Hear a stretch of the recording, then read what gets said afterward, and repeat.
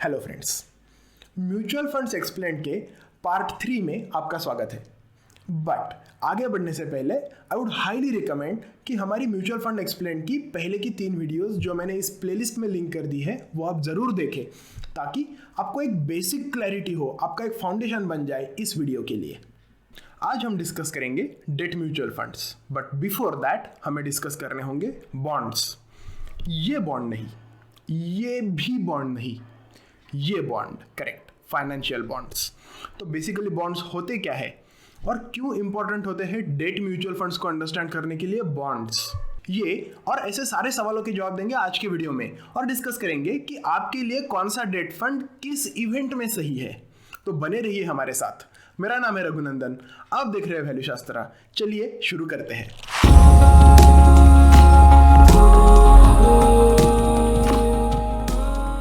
According to definition, a bond is a fixed income instrument that represents a loan made by an investor to a borrower. यानी आप एक loan दे सकते हैं। किसको दे सकते हैं? किसी कंपनी को दे सकते हैं या गवर्नमेंट्स को भी दे सकते हैं। अब कोई कंपनीज आपके पास क्यों आएंगी? क्योंकि जनरली ये होता है कि जब कंपनीज मार्केट से पैसा उठाती है तो रेट ऑफ इंटरेस्ट थोड़ा कम होता है कंपेयर टू जो बैंक से उन्हें पैसा मिलता है उससे। That is why companies actively go into market और वो रिटेल इन्वेस्टर से पैसा लेती है। अब वो पैसा कैसे लेती है? They take in the form of a bond. अब ये बॉन्ड होता क्या है? Let us consider a company. चलिए उसका नाम रख देते हैं XYZ लिमिटेड। अब इन XYZ लिमिटेड को 1 करोड़ रुपए की जरूरत है लोन के फॉर्म में। अब क्या सॉल्यूशन है? 1 करोड़ रुपए का एक सिंपल अग्रीमेंट बना ले और किसी एक रिटेल इन्वेस्टर से वो साइन करा के उससे पैसा ले ले। बट ऐसे बहुत कम रिटेल इन्वेस्टर्स होंगे जो एक साथ 1 करोड़ रुपए इन्वेस्ट करना चाहेंगे। ये बहुत बड़ा टिकट साइज हो गया। टिकट साइज क्या होता है? जो मिनिमम एक मुश्त इन्वेस्टमेंट आपको करना होता है उसे हम टिकट साइज कहते हैं। तो सोल्यूशन क्या है? सोल्यूशन है दोस्तों कि वो 1000 रुपए ईच के 10,000 अग्रीमेंट्स बना ले और वो 10,000 अग्रीमेंट्स वो 10,000 डिफरेंट इन्वेस्टर्स को बेचे। नाउ ये अग्रीमेंट्स वो इन्वेस्टर्स मार्केट में भी ट्रेड कर सकते हैं। मतलब क्या कि वो मार्केट्स में ये जो 1,000 रुपए के उनके पास जो अग्रीमेंट्स पड़े हुए हैं वो बेच सकते हैं या खरीद सकते हैं। Depending on the demand prices change होती है। बस यही होता है बेसिक स्ट्रक्चर एक बॉन्ड का। बॉन्ड होता है एक agreement between a company and an investor, जहां पे एक फिक्स्ड सम एक इन्वेस्टर प्रॉमिस करता है कंपनी को देने का, and after a specified period से 5 साल, 10 साल, 15 साल, 20 साल, कुछ भी हो सकता है डिपेंडिंग ऑन वो पीरियड अग्रीमेंट पे कितना है, कंपनी उसे वो पैसा लौटा देती है। अब आप कहेंगे कि मैंने उसे 1000 रुपया दिया, उन्होंने मुझे कुछ 5 साल बाद या 10 साल बाद 1000 रुपया वापस कर दिया, तो मेरा फ़ायदा कहाँ हुआ? फ़ायदा होता है दोस्तों, आपका जो फ़ायदा होता है वो होता है थ्रू इंटरेस्ट, जो आपको एनुअल बेसिस पे जनरली मिल जाता है। अब इंटरेस्ट को भी एक नाम है और बहुत सारी टर्म्स है जो बॉन्ड से जुड़ी हुई है। आपको ये टर्म समझना भी बहुत इंपॉर्टेंट है दोस्तों। टर्म्स बहुत मुश्किल नहीं है, बट आपको ये समझनी होंगी ताकि आप एक वाइज डिसीजन ले सके इन्वेस्टमेंट का। तो देखते हैं ये सारी टर्म्स। ओके, सो सबसे पहला टर्म हमारे पास आ जाता है कूपन। अब यही कूपन है दोस्तों जो आपका फ़ायदा होता है, यानी आपको जो हर साल इनकम आता है। अगर आप कहेंगे कि इस पे 5% कूपन है या 10% कूपन है या 7% कूपन है, तो उतना पैसा आपको हर साल कंपनी पे करती है एज एन इंटरेस्ट, बिकॉज उन्होंने आपसे लोन लिया है। तो अगर 7% कूपन है तो आपको सालाना 70 रुपया मिलेगा 1000 रुपये के बॉन्ड पे, 700 रुपया मिलेगा 10,000 रुपये के बॉन्ड पे, एंड 7,000 रुपया मिलेगा 1,00,000 रुपये के बॉन्ड पे। सेकंड टर्म आ जाता है मैच्योरिटी। मैच्योरिटी यानी आपको कितने साल में वो पैसा वापस करने वाले हैं। अगर मैच्योरिटी है 5 साल, तो 5 साल बाद आप कंपनी को वो अग्रीमेंट, वो बॉन्ड आप रिटर्न करेंगे और कंपनी आपको 1000 रुपया आपका वापस दे देगी। और इन 5 सालों में आपको बिकॉज 7% कूपन था तो 70 रुपया मिलता जाएगा। अब दूसरा एक टर्म आ जाता है पार वैल्यू या फेस वैल्यू। अब ये क्यों इंपॉर्टेंट है? बहुत इंटरेस्टिंग है, थोड़ा सा ध्यान देके सुनिए। आप अगर डायरेक्ट कंपनी से बॉन्ड लेंगे तो जिस प्राइस पे आप बॉन्ड लेंगे वो हो गई आपकी पार वैल्यू या फेस वैल्यू। यही फेस वैल्यू आपको at the end of maturity वापस मिलेगी। जो म्यूचुअल फंड्स बॉन्ड में इन्वेस्ट करते हैं उन्हें कहा जाता है डेट फंड्स, और डेट फंड्स में भी बहुत सारे टाइप्स होते हैं। तो चलिए एक बार हम नजर घुमाते हैं टाइप्स के ऊपर। पहला टाइप हो गया डायनामिक बॉन्ड फंड्स, दूसरा हो गया इनकम फंड्स, तीसरा टाइप हो गया short term and ultra short term debt fund, चौथा हो गया लिक्विड फंड्स, पांचवा हो गया गिल्ड फंड्स, सिक्स्थ हो गया credit opportunities fund, and finally हो गया फिक्स्ड मैच्योरिटी प्लान्स। इतने सारे टाइप्स, बहुत कंफ्यूजिंग है ना दोस्तों। चलिए इन सारी चीज़ों को फटाफट सिंप्लीफाई कर देते हैं, क्योंकि ये सारी चीज़ें जानना आपके लिए इंपॉर्टेंट है। आपके बहुत सारी ऐसी नीड्स होंगी जो ये बॉन्ड फंड्स कंप्लीट कर पाएंगे और आपको एफडी से थोड़ा ज़्यादा ही रिटर्न्स ये जरूर दे पाएंगे। तो let us start with each and every type. पहला टाइप आ गया डायनामिक बॉन्ड फंड्स। जैसे नाम सजेस्ट कर रहा है ये डायनामिक होते हैं, बट किस एस्पेक्ट में डायनामिक होते हैं? तो ये मैच्योरिटी के एस्पेक्ट में डायनामिक होते हैं।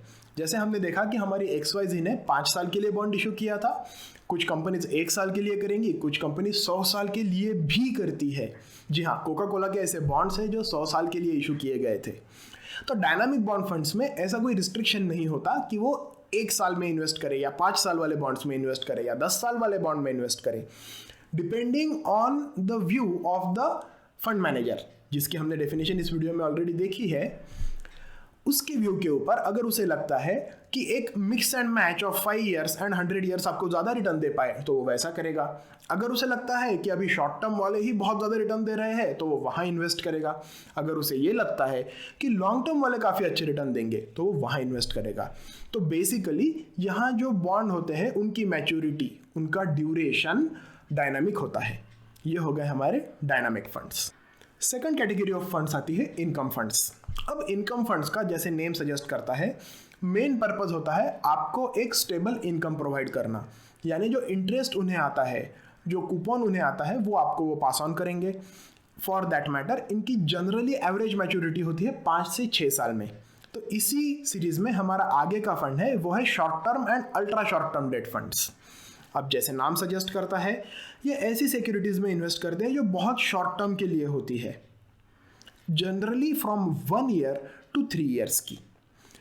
एंड दैट इज वाई इनकी जो NAV होती है, that is net asset value होती है, वो बहुत फ्लक्चुएट नहीं होती है। दैट इज वाई इन पे जो इनकम आता है वो भी काफ़ी प्रिडिक्टेबल हो जाता है। अब नेक्स्ट कैटेगरी है लिक्विड फंड्स। लिक्विड फंड्स तो ऐसी सिक्योरिटीज में, ऐसे बॉन्ड्स में इन्वेस्ट करते हैं जिनकी मैच्योरिटी शॉर्ट टर्म और अल्ट्रा शॉर्ट टर्म फंड्स से भी कम की होती है, यानी 91 डेज की। सिर्फ 3 महीने की मैच्योरिटी वाली सिक्योरिटीज में, 3 महीने की मैच्योरिटीज वाले बॉन्ड्स में ये लोग इन्वेस्ट करते हैं। दैट इज वाई इनकी NAV बहुत फ्लक्चुएट नहीं होती, ये बहुत रिटर्न्स भी नहीं देते, पर आपका जो कैपिटल है, जो आपने इन्वेस्ट किया है इनमें, वो ये प्रिजर्व करके रखते हैं। नेक्स्ट कैटेगरी में आ गए जो है गिल्ट फंड्स। अब गिल्ट फंड्स क्या होते हैं? गिल्ट ये नाम दिया गया है गवर्नमेंट सिक्योरिटीज को। तो जो गवर्नमेंट बॉन्ड्स इशू करते हैं, जी हाँ, गवर्नमेंट भी बॉन्ड्स इशू करते हैं, जैसे कभी रोड कंस्ट्रक्शन के लिए कर दिया, कभी ब्रिज कंस्ट्रक्शन के लिए कर दिया, स्पेसिफिक टास्क के लिए गवर्नमेंट बॉन्ड्स इशू करते हैं। उन बॉन्ड्स में जो फंड इन्वेस्ट करते हैं उन्हें कहा जाता है गिल्ट फंड्स। अब बिकॉज यहाँ गवर्नमेंट है, यहाँ पर रिस्क बहुत ही कम हो जाता है, बहुत कम रिस्क में आपको एक स्टेबल रिटर्न ये प्रोवाइड करते हैं। अब रिटर्न बहुत ज़्यादा नहीं होंगे क्योंकि रिस्क भी बहुत ही कम है, कोई गवर्नमेंट थोड़ी ना भाग जाने वाला है आपका पैसा लेके। अब नेक्स्ट फंड आ जाता है, ये होता है credit opportunities fund. Credit opportunities fund क्या करता है दोस्तों? लोअर रेटेड, जिनका क्रेडिट रेटिंग कम है, ऐसे बॉन्ड में इन्वेस्ट करता है। और इनके पोर्टफोलियो मैनेजर का थिंकिंग क्या होता है? इस कंपनी का क्रेडिट रेटिंग बढ़ेगा, तभी इसके जो प्रीवियसली इशूड बॉन्ड है उनकी प्राइसेस बढ़ेंगी, और यहाँ से ये फंड मैनेजर्स आपको रिटर्न प्रोवाइड करने की कोशिश करते हैं। एंड फाइनली आ जाते हैं फिक्स्ड मैच्योरिटी प्लान्स पे। अब फिक्स मैच्योरिटी प्लान्स जो होते हैं इनमें एक लॉक इन पीरियड होता है। अगर हमने 5 ईयर्स का कहा तो आप 5 साल से पहले इनसे पैसा नहीं निकाल सकते हैं, और ये ऐसी ही सिक्योरिटीज़ में इन्वेस्ट करती है जो इन 5 साल में आपको ज़्यादा से ज़्यादा रिटर्न दे पाए। पहला हो गया हमारा डायनामिक बॉन्ड फंड।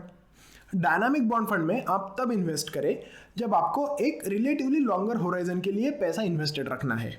अब सेकंड आ गया इनकम फंड। इनकम फंड्स ही ऐसे फंड्स हैं जो मैं रिकमेंड करूंगा कि आपको रेगुलर इनकम के लिए सब्सक्राइब करने हैं। अब short term, ultra short term and liquid funds, ये फंड्स तब आपको यूज करने हैं जब आपके पास कैश पड़ा है और आपको पता है कि 2 या 3 महीने बाद आपको इसका यूज करना है। ये कोई इन्वेस्टमेंट ऑप्शन नहीं कह सकता मैं, ये एक मनी पार्क करने का ऑप्शन होता है। अब आ गया गिल्ड फंड्स। अगर आपकी एज अबव 70 है then I would suggest you invest in gilt funds. Most of your money should go in gilt funds.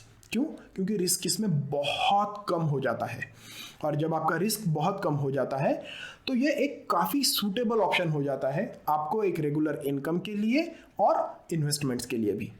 Finally आ जाते हैं क्रेडिट अपॉर्चुनिटीज़ फंड्स में। ये हमारे डेट फंड में एक रिस्कियर कैटेगरी में चले जाते हैं। तो आप एक 5% of your total fixed income investment इनमें कर सकते हैं, क्योंकि यहाँ पे एक्सपेक्टेड रिटर्न ज़्यादा है, यहाँ पे रिस्क भी ज़्यादा होता है। And fixed maturity plans last, वो होता है कि आपको किसी स्पेसिफिक काम के लिए अगर पैसा इन्वेस्टेड रखना है तो आपको यहाँ पता है कि एग्जैक्टली आपको कितना इनकम मिलने वाला है at the end of 5 years. ऐसी सिचुएशन में आप यहाँ पे आपका पैसा इन्वेस्ट करके रख सकते हैं। उम्मीद है अब आपको डेट म्यूचुअल फंड्स के बारे में काफ़ी सारी चीज़ें क्लियर हो गई होंगी। If you have like the video then press the like button, subscribe to the channel and comment में हमें ज़रूर बताएं कि आपको और क्या एक्सपेक्टेड है और हम क्या इंप्रूव कर सकते हैं। नेक्स्ट वीडियो में हम देखने वाले हैं हाइब्रिड फंड्स एंड ETFs कैसे काम करते हैं। So till next time, stay healthy, stay happy and keep investing. This is Raghunandan signing off from value Shastra. Bye bye.